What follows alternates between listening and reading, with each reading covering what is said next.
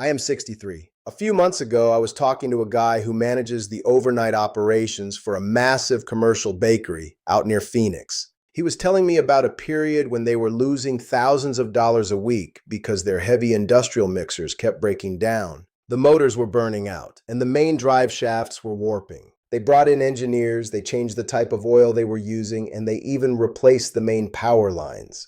Nothing worked. Finally, an old mechanic who had been working on those machines for 40 years walked in and told them exactly what the problem was. They were running the production line 24 hours a day to meet demand, and they were never shutting the machines down to let them cool and be properly serviced. The equipment was literally grinding itself to dust because the maintenance crew never had a window of time to actually get inside and repair the friction damage. Listening to him talk about those overworked, shattered gears was exactly like looking back at how I treated my own internal machinery about 10 years ago. For the vast majority of my adult life, I treated my body like a factory that was supposed to run at maximum capacity around the clock. I spent decades as a corporate sales executive, managing large territories and living on an endless cycle of flights, client dinners, and hotel bars. I operated under the rigid assumption that my biology was just a furnace. I believed that no matter what time it was, I could just throw fuel into the fire and the system would automatically burn it off and convert it into energy while I slept.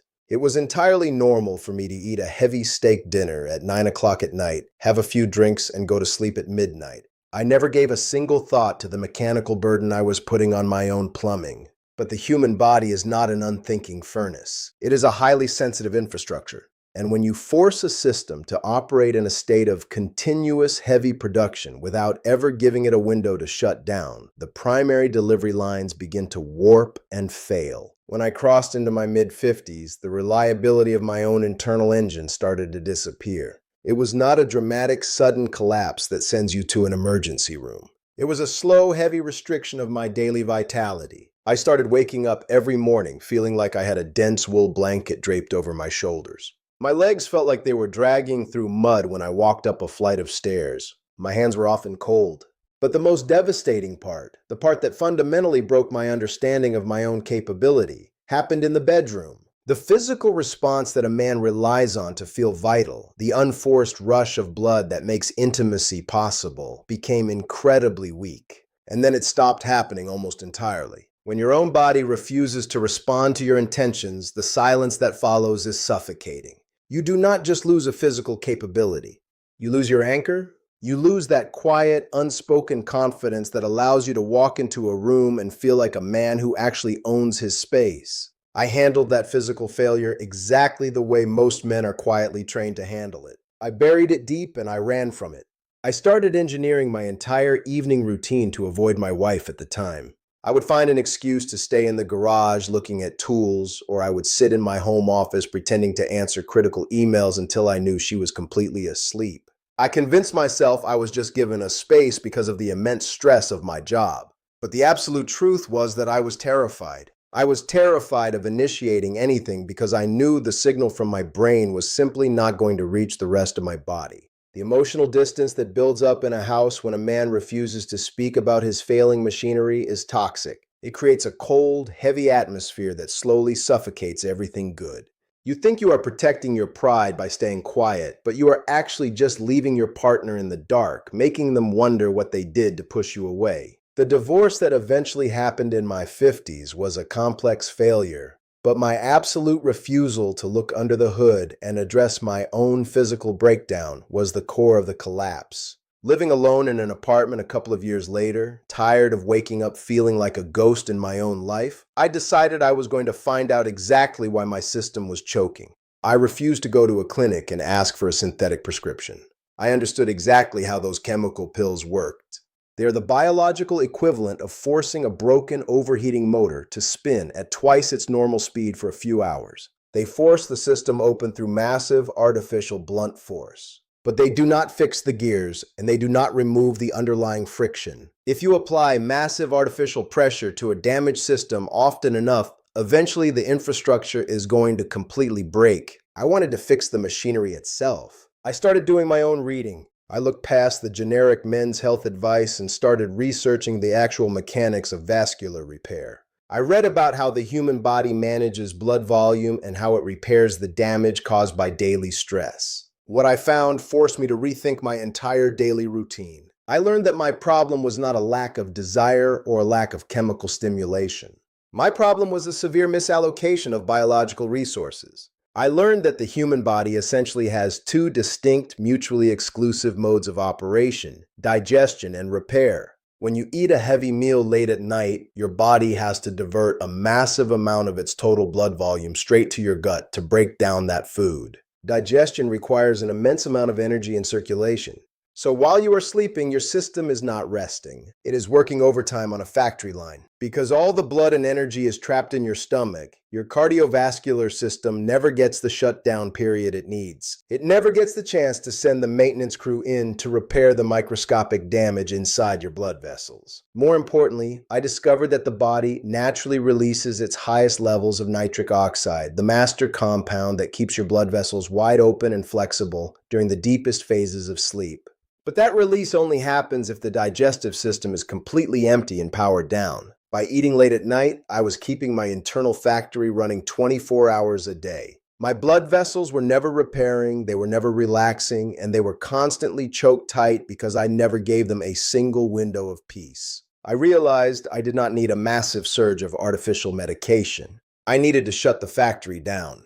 I needed to let the maintenance crew do their job. I decided to run a very simple, very rigid test on my own plumbing. I established a hard, non-negotiable boundary. I would stop putting any raw material into the system at 8 o'clock at night. The next day, I ate my dinner at 7. By 8 o'clock, the kitchen was closed. I drank water, and that was it. No late-night snacks, no handful of almonds, no room service, nothing. I went to bed at 11 with a completely empty stomach. The first few nights were difficult. My body was so used to having a late surge of heavy fuel that I felt hollow and restless. My brain kept telling me to go to the refrigerator, but I ignored it. I drank a glass of water and went to sleep. I kept doing it every single night. At 8 o'clock, the factory shut down. About 2 weeks into this routine, I was walking up a steep incline on a hiking trail near my house. Usually that specific hill would make my calves burn and my chest feel tight before I was even halfway up. On that day, I stopped and realized my breathing was completely steady. The heavy dead weight in my legs was simply not there. I could feel a consistent physical warmth in my hands. The maintenance crew was finally working.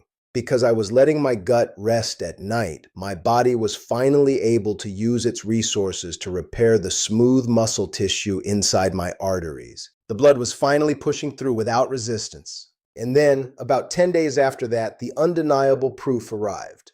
I woke up on a Tuesday morning while it was still dark outside, and the system was fully online.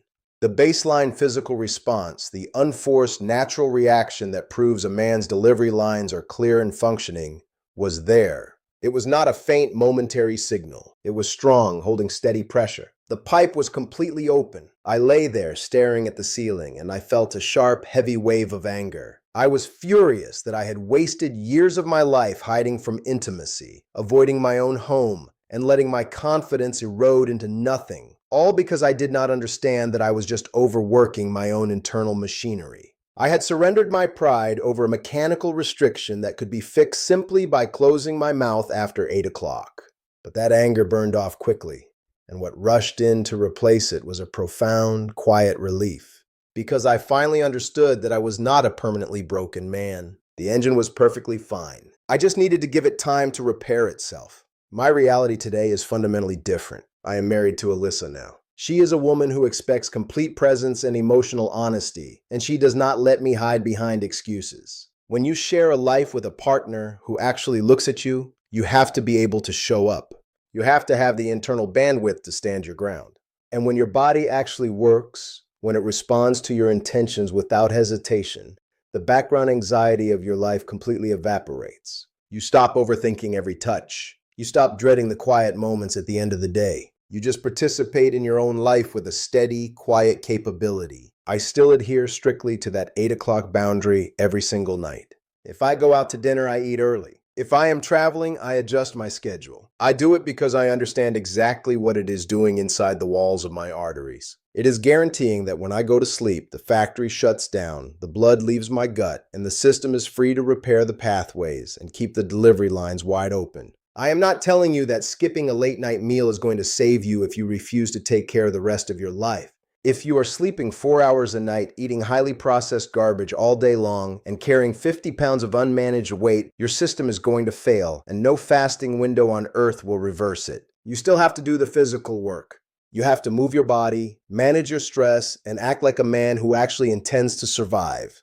But I am telling you this. Many of you are sitting in your cars right now, looking at the steering wheel, thinking that your time as a physically capable man is permanently over. You are sleeping on the far edge of the mattress, creating distance from the woman you love because you believe your machinery is dead. You are probably not dead. Your internal system is likely just exhausted, choked by years of continuous forced production without a single moment of recovery. You do not have to accept the physical silence and the heavy legs as your permanent reality. If you're a man over 50, understanding how to manage your biological resources is the only way you retain your authority. Start looking at the burden you are placing on your own internal pipes. Consider what happens when you finally stop trying to force a continuously working system, shut down the production line, and let the maintenance crew widen the pathways. The engine wants to run. The pressure is still there. Sometimes you just have to give the system a chance to rest, repair the damage, and let the flow return to where it belongs.